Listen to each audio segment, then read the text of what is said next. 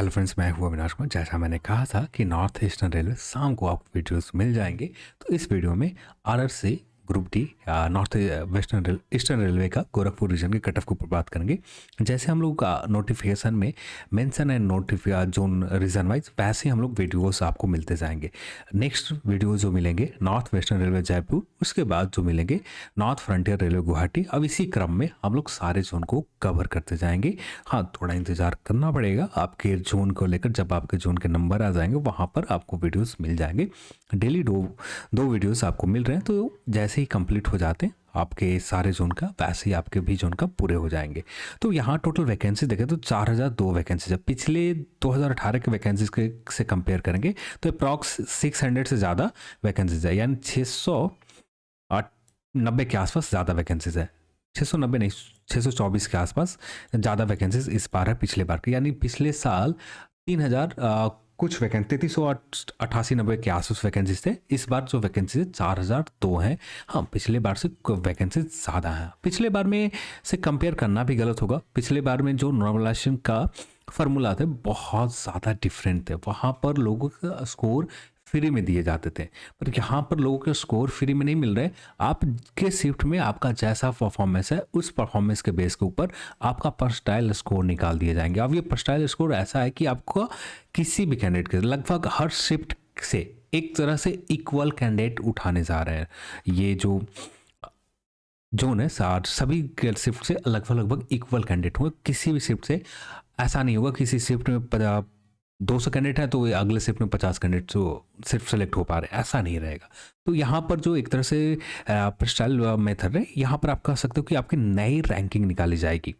ये नई रैंकिंग आपका हो सकता है कि अब भी आप टॉप 10,000 के बाहर हो, ठीक है। अब नई रैंकिंग के बाद आपका स्कोर जो निकल कर आ जाएगा, वो स्कोर इतना पर्सटाइल स्कोर बढ़ जाएंगे जिस कंडीशन में आपकी नई रैंकिंग 900 के अंदर आ जाएंगे। तो एक तरह से ये आपके फेवर में काम करता है। यहाँ पर किसी के साथ जो भी जिस कैंडिडेट का जिस शिफ्ट में एग्जाम रहा, उस शिफ्ट के जैसा पेपर रहा उसके ऊपर डिपेंड करेगा। तो यहाँ पर जो किंग है ना, आपका शिफ्ट है।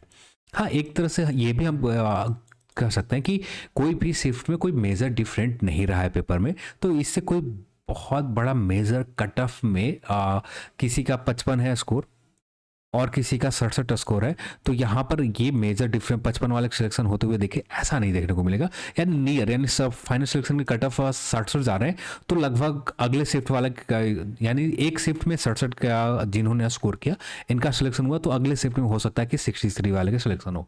ऐसा नहीं होगा कि 55 वाले के सिलेक्शन होते हुए, क्योंकि दोनों हर शिफ्ट में आप देखो फेज वाइज एग्जाम कंडक्ट हुए। अब ये जो गोरखपुर रीजन चला, कोलकाता के साथ, मुंबई के साथ, रीजन के साथ चला, और सारे शिफ्ट के ये पेपर आप जब देखते हो ध्यान से, तो वहाँ पर कोई भी एक ऐसा शिफ्ट नहीं मिलता कि जिसका पेपर पूरी तरह से पिछले शिफ्ट से बहुत ज़्यादा डिफरेंट हो। ऐसा किसी भी शिफ्ट में नहीं है। यानी लगभग सारे शिफ्ट एक तरह के पेपर थे। आप पहले शिफ्ट में 50 स्कोर कर रहे हो तो दूसरे शिफ्ट में ज़्यादा से ज़्यादा 53 स्कोर करोगे, और तीसरे शिफ्ट में आपका स्कोर 49 हो जाएगा, पर और इतना कम नहीं होगा, 40 के आसपास कम नहीं होगा, पर 49 रहेगा। इस तरह के शिफ्ट आपके थे, यानी 1-2 मार्क्स के थोड़े बहुत अंतर थे, उससे ज़्यादा मेजर इम्पैक्ट नहीं पड़ेगा आपके। यानी ये जैसे बहुत जगह पर कहा जा रहा है कि आपका 55 स्कोर है तो और किसी का 65 स्कोर है, तो यहाँ पर 65 वाले के सिलेक्शन नहीं हुए, 55 वाले के सिलेक्शन ज़्यादा हो जाएंगे शिफ्ट के ऊपर। पर किसी शिफ्ट में इतना डिफरेंस भी तो होना चाहिए। यानी पिछले शिफ्ट के पेपर में दूसरे शिफ्ट के पेपर में इतना, किसी भी पेपर का आप उठा लो, किसी में आपको इतना टफ पेपर नहीं मिलेगा कि पिछले शिफ्ट से कम स्कोर आपने किया हो।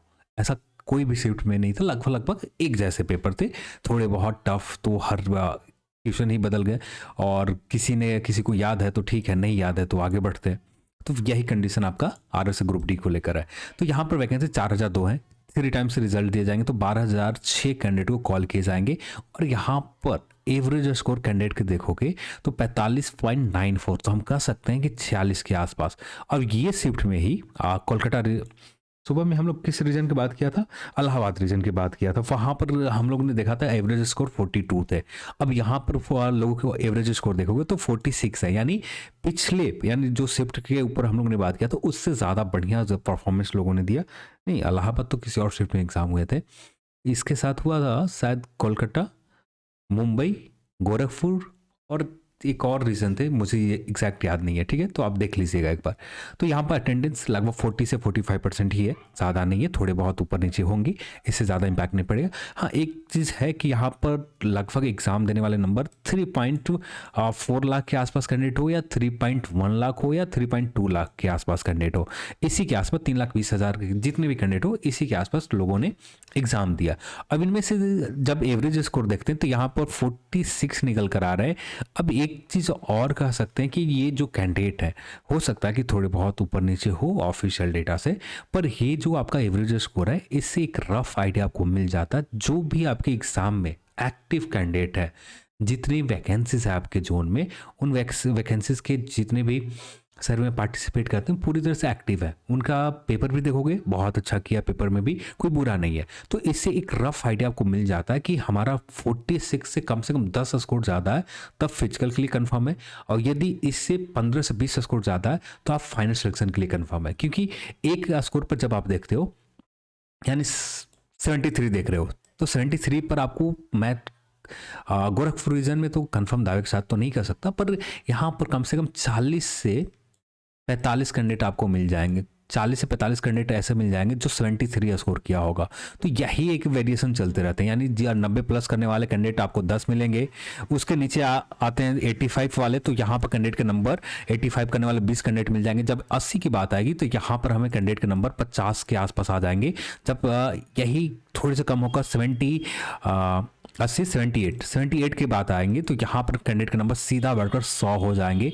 जब 70 की बात आएंगे तो यहाँ कैंडिडेट के नंबर सीधा बढ़कर 200 के रेंज में हो जाएंगे, 200 के रेंज में हो जाएंगे कि 70 स्कोर करने वाले 200 कैंडिडेट हैं। तो ये बहुत ज़्यादा मेजर इम्पैक्ट करता है आपके कट ऑफ के ऊपर, यानी एक जैसा स्कोर करने वाले बहुत सारे कैंडिडेट होते हैं। ठीक है, आप ये डेटा को जो 46 स्कोर एवरेज स्कोर बताया जा रहा है, आप इसे मत मानो, पर फिर भी आप अपने रीजन में जब लोग कैंडिडेट के एक स्कोर का ब्रेकडाउन निकालोगे, एक रफ आइडिया आपके पास तो है कि 100 के बीच में इतने कैंडिडेट हैं जो रैंक है के ऊपर अपने सर्वे में पार्टिसिपेट किया था, उससे तो एक रफ आइडिया तो मिल गए। तो अब उस रफ आइडिया को यूटिलाइज करो आप, इसके नीचे कितने कैंडिडेट आ सकते हैं, मोस्ट प्रोबेबल डेटा के आसपास पहुंचो, तब जाकर एक एक्यूरेट आपको कट ऑफ समझने में आ जाएंगे कि हाँ मेरा इतना स्कोर है तो इस रीजन में मेरे सिलेक्शन हो जाएंगे। तो बहुत सारी चीज़ें होते हैं। तो देन यहाँ पर इसी मेथड से हम लोग एक अनुमान लगाया, गलत भी हो सकते हैं, एक सिर्फ आपको मैं ये कट ऑफ आपके लिए रफ आइडिया लगा सको, इतना स्कोर है तो फिजिकल के लिए लग जाओ, फाइनल सिलेक्शन भी हो जाएंगे।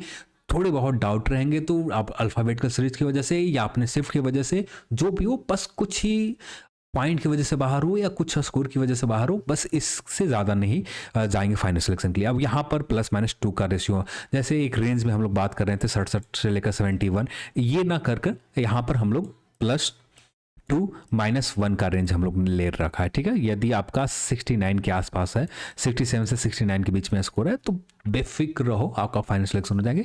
ज़्यादातर उम्मीद रहेगा कि 67 ही है, तो इसी नंबर पर आपका फाइनल सिलेक्शन होने के मैक्सिमम चांसेस रहेंगे यदि आप सामान्य जनरल कैटेगरी में आ पाते हैं। तो ईडब्ल्यूएस की बात करें 63 है, इससे थोड़ी बहुत कम भी है ना, यदि एक के स्कोर के आसपास काम है, 62 स्कोर है, तो पूरी तरह से निश्चिंत रहो कि फाइनल सिलेक्शन तक दिक्कत आपके नहीं होने जा रहे। ओबीसी की बात करें 64 के आसपास, एससी की बात करें 53, एसटी की बात करें 47। यदि इसी में स्कोर है, इसमें +-2 1 क्या +-2 ही सीधा कहना अच्छा है क्योंकि ज़्यादा कन्फ्यूजन नहीं हो, +-2 है आपका स्कोर इसमें, तो फाइनल सिलेक्शन होने में कोई दिक्कत नहीं हो। +2 जा सकते हैं जनरल कैटेगरी में, ओबीसी में बढ़ सकते हैं, ईडब्ल्यूएस भी बढ़ना है तो 65 जा सकते हैं, पर इतने के आसपास स्कोर है ना तो कोई दिक्कत नहीं है। फिजिकल की बात करें तो फिजिकल ज़्यादा नहीं रहेंगे, जिनका स्कोर जनरल में आप आते हैं तो 61 के आसपास स्कोर है, 61 या 59 के आसपास स्कोर है, तो आपको फिजिकल के लिए सिलेक्शन हो जाएंगे 61 59 के आसपास। तब यदि नहीं है तब थोड़ा सा मुश्किल काम होगा, 59 से भी नीचे है तब उम्मीद थोड़ा सा कम रहेगी कि आपका फिजिकल के लिए सिलेक्शन हो। पर यहाँ पर आरआरसी गोरखपुर रीजन में कंपटीशन अच्छे लेवल के, कोई बुरा नहीं है। ऐसा भी हो सकता है कि आपको कट ऑफ 71 भी जा सकते हैं, यानी +1 2 की जगह +3 भी जा सकते हैं, यहाँ पर पॉसिबिलिटी रहेंगे। पर हम लोगों ने जो स्कोर लोगों के ब्रेकडाउन है उसमें ऐसा दिखा नहीं, तो इसलिए 67 के आसपास हम लोग मान के चल रहे हैं, 67 के आसपास स्कोर है तो काफ़ी हद तक आप श्योर रहें। हाँ, थोड़े बहुत ऊपर नीचे होंगे, इतना स्कोर है चलिए, आज के इस वीडियो में इतना ही और बहुत जल्द हम लोग नेक्स्ट ज़ोन के नेक्स्ट वीडियो में बात करेंगे। तो आज की इस वीडियो में इतना ही और इस वीडियो को देखने के लिए आप सभी को बहुत-बहुत धन्यवाद। जय हिंद।